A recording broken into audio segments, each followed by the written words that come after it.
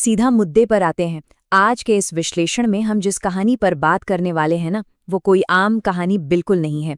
ये कोलकाता के saint Mary sacred heart church की एक ऐसी खौफनाक घटना है जो सच में रोंगटे खड़े कर देगी।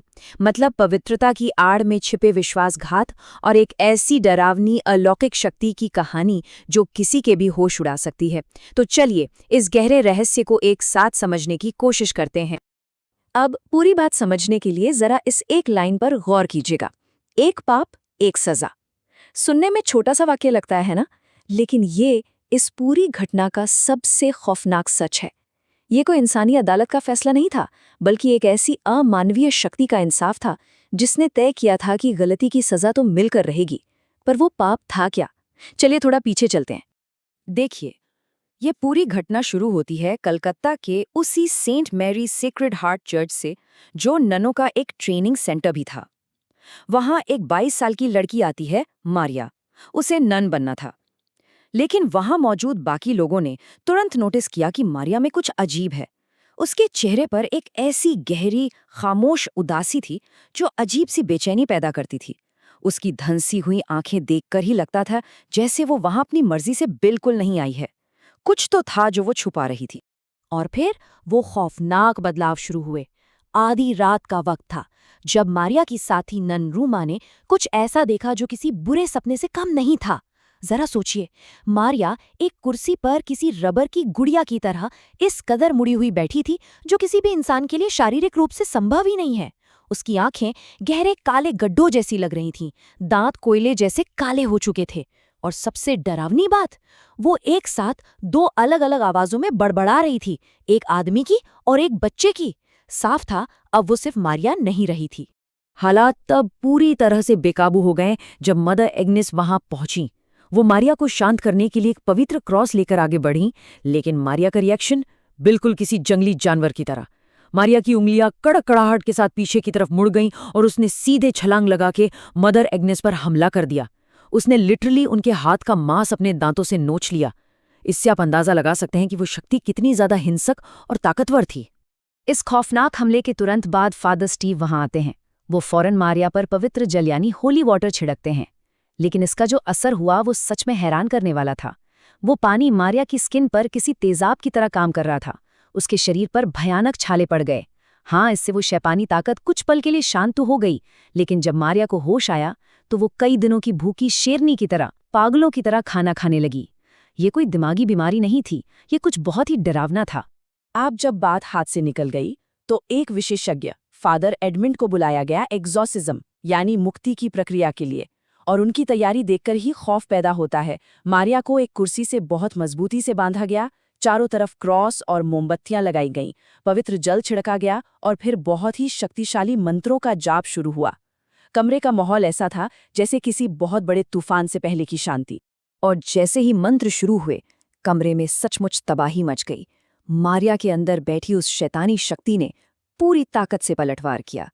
इमेजिन कीजिए, एक ही गले से रोते हुए बच्चे और एक भारी आवाज वाले आदमी की आवाजें एक साथ आ रही हैं। अचानक से सारी मोमबत्तियां बुझ जाती हैं, और तो और मारिया और फादर के बीच की फर्श तक चटकने लगती है। ये कोई आम भटकती हुई आत्मा नहीं थी, ये एक ऐसा गुस्सा था जो सब कुछ तबाह कर देना चाहता था। इसी अफरा तफरी के बीच कहानी एकदम से पलट जाती है। पता है क्या हुआ? एक्सॉर्सिज्म के दौरान खुद मदर एग्नेस उस शक्ति की चपेट में आ जाती हैं और उनके मुंह से एक ऐसा सच निकलता है जिसने सबके पैरों तले जमीन खिसका दी। अब सोचने वाली बात ये थी कि आखिर सेक्रेड हार्ट चर्च के इन पवित्र दीवारों के पीछे ऐसा कौन सा खौफनाक राज दफन था? ऐसा क्या किया था इन लोगों ने जिसने इस अमानवीय शक्ति को जन्म दिया? इस सारे खौफ का जवाब ठीक 1 साल पुराने अतीत में छुपा था। 1 साल पहले खुशमिजाज मारिया और फादर नील के बीच एक गुप्त प्रेम संबंध शुरू हुआ था। और करीब 8 महीने पहले जब मारिया 4 महीने की प्रेग्नेंट हो गई तो अपनी प्रतिष्ठा और पद जाने के डर से फादर नील बुरी तरह घबरा गए। उन्होंने मदर एग्नेस के साथ मिलकर एक भयानक साजिश रची। एक भयंकर तूफानी रात में उन्होंने मारिया को धोखे से दवा देकर समय से पहले डिलीवरी करवा दी। रात के 2 बजे वो बच्चा पैदा हुआ और वो जिंदा था, लेकिन नील और एग्नेस ने उसे चर्च के पीछे कब्रिस्तान में जिंदा दफना दिया और मारिया से झूठ बोल दिया कि उसका बच्चा मर चुका है। ये सच में रोंगटे खड़े कर देता है। जरा सोचिए, दुनिया के लिए फादर नील और मदर एग्नेस बहुत ही पवित्र और सम्मानित लोग थे। लोग उनसे आध्यात्मिक मार्गदर्शन लेते थे। लेकिन इस पवित्र नकाब के पीछे की सच्चाई एकदम काली। अपनी झूठी इज्जत और अपना रुतबा बचाने के लिए ये लोग एक नवजात शिशु को जिंदा दफनाने से भी पीछे नहीं हटे। ये कोई संत नहीं, बल्कि ऐसे धोखेबाज थे जिन्होंने एक मासूम की जान ले ली।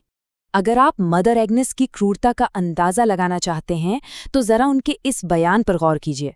जिस वक्त तूफानी रात में मारिया दर्द से तड़प रही थी, उसकी जान जाने वाली थी, तब एग्नेस ने नील से क्या कहा पता है? अगर ये मर जाती है तो तुम्हारे लिए अच्छा ही है, तुम्हारे रास्ते का रोड़ा अपने आप साफ हो जाएगा। मतलब उन्हें न मारिया की फिक्र थी, न उस मासूम बच्चे की। वे लोग अपनी इज्जत बचाने के लिए पूरी तरह से निर्मम हो चुके थे। दूसरी तरफ मारिया, जिसे झूठा सच बताया गया था, वो पूरी तरह टूट चुकी थी। उसे लगने लगा था कि सब कुछ खत्म हो गया है। दुख और आत्मग्लानि में डूबी मारिया हर रात उसी कब्रिस्तान में जाती और घंटों रोती चीखती रहती। उसे तो पता भी नहीं था कि उसका बच्चा वहीं उसी मिट्टी के नीचे जिंदा दफनाया गया था। इसी भयानक दर्द ने उसे दुनिया से काट दिया और उसने एक खामोश जिंदगी जीने के लिए खुद को नन बनने पर मजबूर कर दिया। और यहीं पर जाकर इस पूरी गुत्थी का सबसे अहम राज खुलता है। मारिया के अंदर जो शैतानी ताकत आई थी ना, वो कोई आम बुरी आत्मा नहीं थी। मारिया का हर रात कब्रिस्तान में जाकर उस तरह रोना और तड़पना, उसने एक दरवाज़ा खोल दिया था। और वो आत्मा किसी और की नहीं, बल्कि उसी नवजात बच्चे की थी जिसे जिंदा दफनाया गया था। वो मासूम, अशांत आत्मा अब अपने कातिलों से अपना भयानक और निर्मम बदला लेने वापस लौट आई थी। ये सच सामने आते ही एग्जॉर्सिज्म अपने सबसे खौफनाक चरम पर पहुंच जाता है। उस आत्मा का गुस्सा इतना भयंकर था कि मारिया ने खुद अपना ही हाथ उल्टी दिशा में मोड़कर तोड़ डाला और हड्डियों के चटकने की आवाज पूरे कमरे में गूंज उठी। और ठीक उसी वक्त घबराया हुआ फादर नील उस कमरे में प्रवेश करता है। अपने कातिल को सामने देखते ही उस आत्मा का गुस्सा जैसे 7वें आसमान पर पहुंच गया। और यहीं से शुरू होता है वो अलौकिक प्रतिशोध। ये दृश्य किसी को भी डराने के लिए काफी है। मारिया अपनी गर्दन धीरे से ऊपर उठाती है और अगले ही पल, बिना किसी सहारे के, मदर एग्नेस और फादर नील हवा में ऊपर उठने लगते हैं। वो दोनों जमीन से इतना ऊपर हवा में लटक जाते हैं कि कमरे में मौजूद कोई भी इंसान उनकी मदद नहीं कर सकता था। ये उस मारे गए बच्चे की आत्मा के असीमित गुस्से का साक्षात प्रदर्शन था, जिसने अपने हत्यारों को सजा देने का पक्का फैसला कर लिया था। और फिर होता है असली और खौफनाक न्याय। कमरे में जो मोमबत्तियां बुझ चुकी थीं, वो अचानक फिर से जल उठती हैं और हवा में उड़ते हुए सीधे एग्नेस और नील के कपड़ों से जा टकराती हैं। हवा में लटके हुए वे दोनों उस आग में घिर जाते हैं जिसे बुझाना लिटरली नामुमकिन था। उनके पापों की सजा के रूप में उन्हें उसी वक्त जिंदा जला दिया जाता है, बिल्कुल उसी तरह जैसा उस आत्मा ने कहा था। एक पाप, एक सजा। तो दोस्तों, इस पूरे विश्लेषण के बाद एक बहुत ही गहरा सवाल उठता है। गुनहगार तो जलकर खाक हो गए, कई जिंदगियां बर्बाद हो गईं, और इस खौफनाक घटना के बाद दोनों चर्च हमेशा के लिए बंद कर दिए गए। लेकिन इस दबे हुए राज की सबसे भारी कीमत असल में किसने चुकाई? क्या उन हत्यारों ने, या उस टूटी हुई मां मारिया ने, जिसे जिंदगी भर एक ऐसे दर्दनाक सच के साथ जीना पड़ा? ये घटना हमें सोचने पर मजबूर कर देती है कि जब कोई पाप मिट्टी के नीचे दफनाया जाता है ना, तो वो एक दिन और भी भयानक रूप लेकर बाहर जरूर आता है। खैर, इस रोंगटे खड़े कर देने वाले विश्लेषण में मेरे साथ बने रहने के लिए शुक्रिया। मिलते हैं बहुत जल्द